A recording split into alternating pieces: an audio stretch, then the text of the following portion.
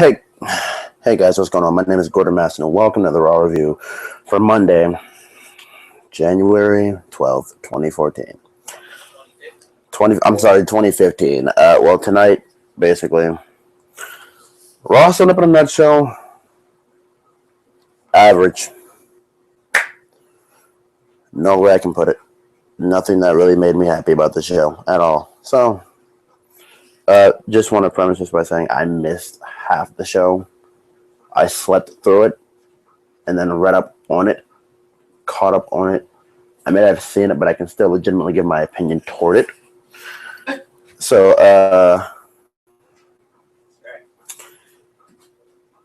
Cena opened the show. Oh, if I win a championship at WrestleMania, not at WrestleMania, at the Royal Rumble, then I'm going to take my ball, go home, and then there's not going to be a main event at WrestleMania. Isn't this against his character? Like, you're supposed to be the hero here. How are you going to take away the match that everyone wants to see for the biggest event of the year? Like, isn't that against everything you stand for and believe in? Who's the real villain there? You were the authority. I know they took away 3 jobs that, in your eyes, never needed to get taken away, but who's the real villain here, Cena? Number two on that. When it comes down to it, dude, the authority, they took your job. I mean, they took your friend's jobs, yes, but you just got to build a bridge and get over it. That may sound so cool to say, but until you actually get a legitimate chance to get the jobs back, like you actually did tonight, then you can do nothing about it. You can really just do nothing about it. And you had your chance in the lumberjack match against Seth Rollins, and you lost. You lost fair and square. No, but in all seriousness, Big Show did have involvement, and Cena can never lose cleanly, so Big Show Cena out, and Rollins pinned him. So, as usual, Cena will never lose a match clean.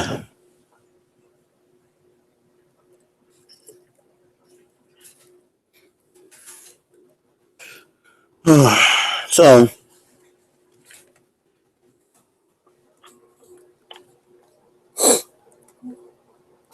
next we get Tyson Kidd and Cesaro with the Rosebuds versus the New Day. I didn't even look at how the result of this match, how any part of this match went, but I know the result. Kidd and Cesaro lost. And why are you having Kidd and Cesaro lose to the 3 guys who are looked at as jobbers to you people, and they're looked at as glorified jobbers in your eyes? You just put them together in the black stable called the New Day because you had nothing better to do, and Vince McMahon and Kevin Dunn are just giant racists. I mean, I've summed it up before. You got Biggie, the black guy who preaches. You got Kofi, the guy who raps. And then you got Xavier Woods, the guy who needs to get held back by his boys half the time. You can't tell me they just got coincidentally put together in the one group called the New Day, and they spew the positivity message. Everything's positive all the time, every time.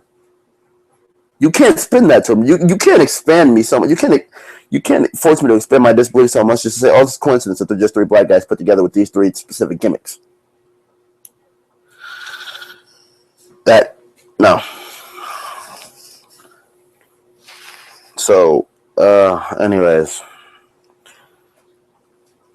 Next we get,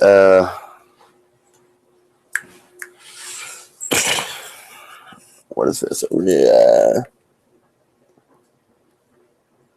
Alright, Stephanie McMahon's in the back with Dean Ambrose and the Usos. And she says to Dean Ambrose, you won't be able to compete until you're mentally cured because, his gimmick is he's crazy and he's unhinged, and as they never stop ramming into our heads with, metaphorical hammer, the lunatic fringe Dean Ambrose. So Dean Ambrose runs into a doctor, and I think it was Dr. Shelby. I'm not completely sure. I don't completely care at all. And the thing that she said to the Usos and Naomi had to compete in a one-on-one match against Alicia Fox tonight. With one arm tied behind her back. So just gonna spoil it now. Alicia wins. And Ambrose just got asked with a bunch of pictures, the picture game. Okay, what what is this picture? And it was just pictures of everybody on the roster. And for Kane, he said toothpaste. For Seth Rollins, he said I think sellout or scumbag, one of the two. For Steph, no, there was Hacksaw Jim Duggan, because Hacksaw Jim Duggan, as we all know, holds up the 2x4 and screams "Ho!" That led to the picture of Stephanie McMahon, and he said "Ho!" Go figure that one out. So that eventually leads to later when he gets back to the doctor, and it ends up, eventually ending up a funny segment. But we'll get to that when we get to that, because next, and this will be a little out of order, so I'm sorry if I'm saying these in order in fashion that's out of order. Next we get Reigns versus Harper, and I am so happy I did not see this. So happy I did not see this. This just brings me to the reason to believe, okay, you can make Eric Rowan lose all you want, because Eric Rowan is a talentless man who can't speak for himself and whose in-ring work impresses no one. Luke Harper, on the other hand, actually is talented on both sides of the spectrum. And then you make Luke Harper lose so many times to Dolph Ziggler, it's actually going to kill him. And then you make him lose to Roman Reigns tonight, which is feeding him to the Cena of the future. This just makes people wonder, why did you split the Wyatt family? If these two are going to be failures and Brad's going to be a success, why are you splitting the Wyatt family? Why are you splitting these three if nothing can happen with them for the greater good of the group? I mean, none of them can be successful other than Bray. You're setting these guys up for failure. Yes, Luke Harper may have a championship with them, but what did he have it for? For 2 months, and the one pay-per-view that he had it at, he didn't even defend it at, and the other, he lost on his first defense? You gotta be kidding me. So he ends up losing to the Cena of the future, Roman Reigns, and just reading that made me face palm, and I wasn't even looking at the TV to see it happen.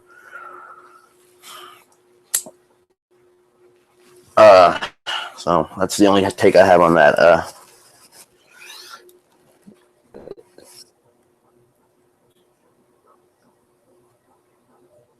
Okay, I talked about Ambrose.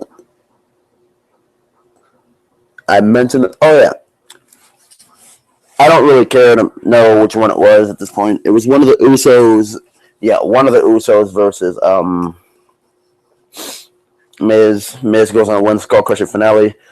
This match lasted as long as anybody who had to take a legitimate bathroom break. Woohoo. Miz wins. As I go on to say, the Miz and Mizdow thing is getting repetitive. They had a little promo segment they had in the back where Mizdow did something I didn't really catch. This is when I really started to first catch the show, and it just threw me. I didn't even care. This used to be so funny. This used to be so awesome. This used to be so great.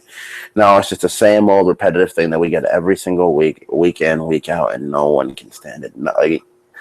No one can stand it. I'm not going to say no one, because I'm speaking from my own self-opinion, but I've talked to people who said, yeah, they're just getting a little repetitive. They're doing the same thing. Well, there's so much more you can do with this that's going to make it so much more exciting week in and week out, but they just continue to do the same thing with Miz and Mizdow. Yeah, the guy has a stunt double, and he's a wrestler. It's funny. It was funny at first, but now it's just completely, it's just repetitive how they continue to do it every single week. So, that's that. And I spent more time talking about this than the actual match lasted. So, as we move on to the next segment, it was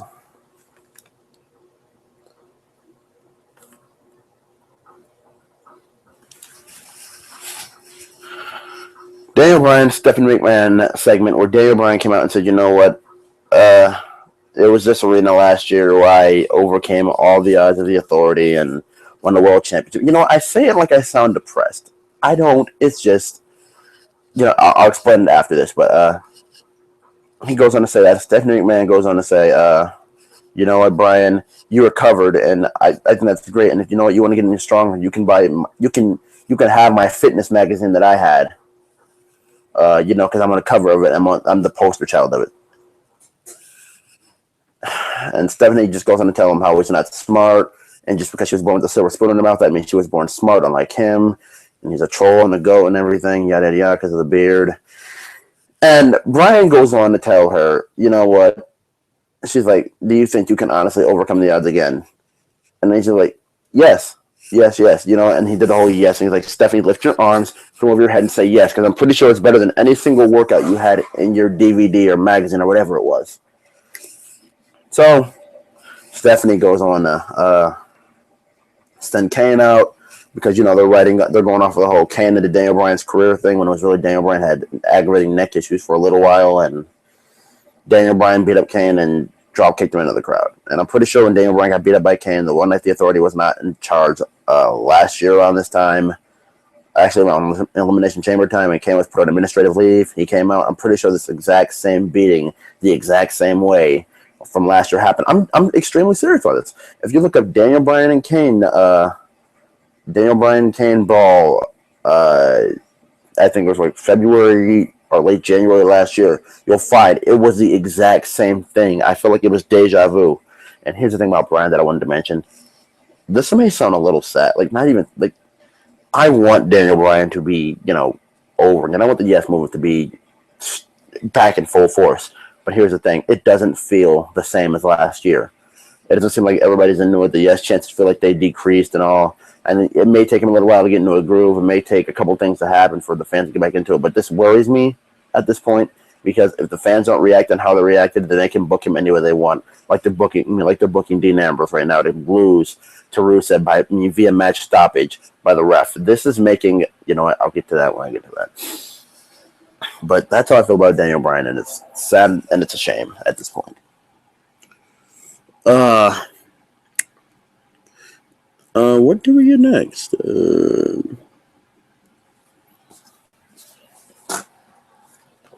Next we get Paige versus Brie Bella. Once again, this match lasted as long as a bathroom break. And it's sad. Because actually, no, it's really not. The only person who can really go in this match is Paige. And I understand why they did this. I mean, but can we just have held this match off? Pointless. The only thing it led to after the match was because Tyson Kidd got on the apron and distracted Paige and she lost. That led to Paige smacking Tyson Kidd in the face and Ty smiling, walking away. That was our payoff. You know what? I'm not even going to go on with it. We spent 2 minutes leading up to someone getting smacked in the face and walking up. That's what we spent 2 minutes on. We spent 2 minutes on Tyson Kidd getting smacked in the face. He already lost the match, and we spent 2 minutes building up to get him getting smacked in the face. That's just grand. So you know what? That's that. I'm just going to move on before any other frustration kicks in.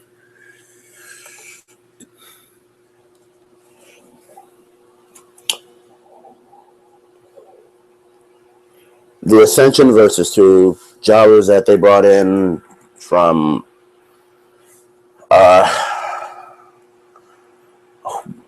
New Orleans, I guess. JBL continues to bash NXT and say that these guys, or continues to have Vince through his earpiece and bash NXT at every cost because he's mad that they put on better shows. I'm not going to jump into that entire thing, but the Ascension go on to win in about 3 minutes. Not even 3 minutes. They just go on to win. Hall of Man, 1, 2, 3. Same thing they did in NXT. This is the exact same types of people they face in NXT. I think credible challenger-wise, they maybe had 3 credible pairs of challengers. No, if you want to count it 4 for the American Wolves, but W made the American Wolves were a complete J-Brones, and it was just horrible. So, yeah. Anyways, after the Ascension match, we get Ambrose and the Doctor once again, and Ambrose drove the Doctor insane. And this guy's supposed to be getting help from the Doctor, and the Doctor sitting there saying to him, you know, what went on in his childhood and everything. And then he's like, you know what, Doc, that is a tough story. And he's like, if you could just sign this paper that said I was mentally cleared, then I'm fine. He signed it and said, "Oh yeah," he's like, "You're a sorry excuse of a man," and he's like, "It is sad that you sit down and pee. You should be ashamed of yourself." And he walks away from him, and the doctor just continues to cry. And then sooner or later, we get Ambrose again when Rusev and Lana come out there. USA is better than Russia. Right back. You got fired last week. Ha ha ha. What do you call it? Maybe you can go back to that deli that you wanted to work out, whatever. Yada yada yada.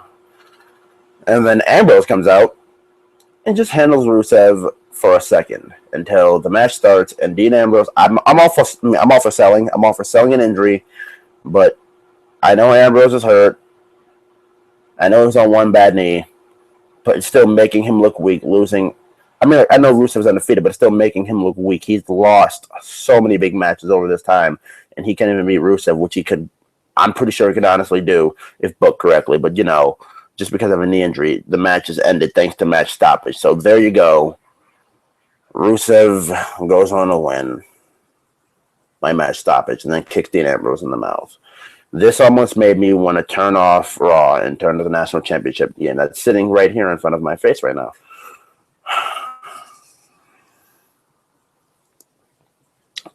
Oh, and there's another thing I wrote down. In between, before this main event happens, before the main event segment, we had Seth Rollins, Paul Heyman, Brock Lesnar, and J&J Security. And Brock Lesnar basically tells Seth Rollins, because Rollins, he says, "I'm the future of this company, and I hold money in the bank, and I can cash in and win a world championship anytime I want." He basically tells him, "I'm a world champion. The future starts when I say it can start." Well, when I say so. So that leads us, I believe, hopefully, into the main event. Yep. So main event is. Oh, let me reach out one more thing on the Dean Ambrose thing. Technically, yes, that was the main event match, but it was nothing special. Like any Rusev match, nothing special.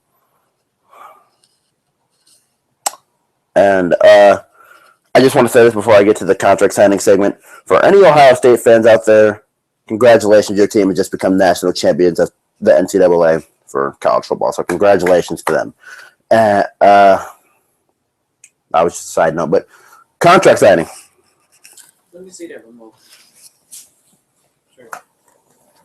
Contract signing. It was Dean Ambrose versus that. I'm sorry, I got stuck on the Ambrose thing again. It was the Authority in the middle of the ring. The Authority, John Cena, Brock Lesnar, Seth Rollins. Now, this is going on to say, Heyman just goes on to name Lesnar's accomplishments. And with Heyman naming Lesnar's accomplishments, Lesnar, basically goes on to say his own accomplishments as well. And Rollins basically goes on to say his accomplishments, and then Cena goes on to say, "You know what, Lesnar, you don't have to be pinned to lose your championship, but you know what, here's the difference. You're going to get pinned." So there you go. Congratulations. And then Lesnar eventually goes on to start a fight with Cena. Cena German suplexes Lesnar, and German suplexes Rollins, and then Cena gets right back up because he's been German suplexed, I think, in the last 6 months at least 50 times. That's a legitimate number. 50 times I think he's at least been German suplexed on his head, and 16 in one match, as we all remember. 5 in the Night Champions match. A couple more in a segment on Raw. And then the rest of them were just Raw segments where Cena consistently just gets German suplexed. And then after that, Rollins eventually gets back in, curb stomps Cena, curb stomps Lesnar, and that ends the show. So really a non-eventful episode of Raw. Sleeping through this really made it bearable to watch. Well, sleeping through half it made it bearable to watch. And there was nothing really special that really impressed me. So I just want to make a little statement. Future reviews. Gonna be kind of hard to do now because the device I use to do my reviews on, gone. So, future reviews gonna be a little harder. Maybe I just consistently review NXT. I don't know. Whatever you guys want me to do, put it in the comments below, and I'll answer to that. So, please, feedback would be really encouraged. Remember to like this video. Yeah, like it down here. Subscribe over here. And comment down there. So, do that right now as I'm speaking. Please. Very appreciated. I'm pretty sure what I'm saying right now is more eventful and exciting than Raw. Do it now. So, thank you guys for watching another episode of Raw Review, and I will see you guys for NXT on Thursday. Well, I'm sorry, Wednesday. Wednesday at 8 o'clock. Wednesday at 8 o'clock is the new start time and for NXT. So, see you then, guys.